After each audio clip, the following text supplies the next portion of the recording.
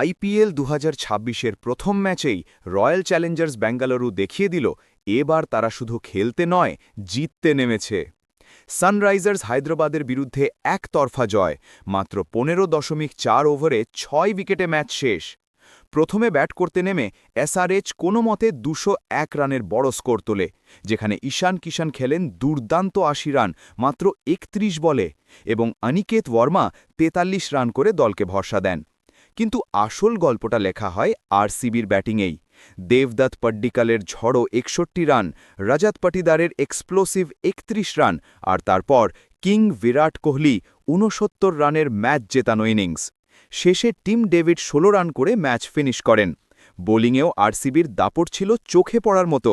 Jacob Duffy ৩ wicket নিয়ে match ঘুরিয়ে দেন, ভুবনেশ্বর কুমার নেন ১ উইকেট, ডেবিউতে অভিনব সিং নেন ১ উইকেট, সুয়াস শর্মা নেন ১ উইকেট এবং রোমারিও শেপার্ড নেন ৩ উইকেট। ফিল্ডিংয়েও ছিল ম্যাজিক, ফিল সল্ট ছিলেন অসাধারণ। অন্যদিকে এসআরএইচের বোলারদের ওপর পড়েছে চরম চাপ। টি নটরাজন ১ উইকেট নেন, Paine ২ wicket, Harsh Dubey ১ wicket নেন। ডিফেন্ডিং চ্যাম্পিয়নদের এই শুরু কিন্তু অন্য সব দলের জন্য বড় সতর্কবার্তা। আর সবচেয়ে বড় কথা, বিরাট কোহলি নিজেকেই চ্যালেঞ্জ ছুড়ে দিয়েছেন। ২০১৬ সালের ৯০০+ রানের রেকর্ড ভাঙার এটাই প্রথম ধাপ। কিং কোহলি।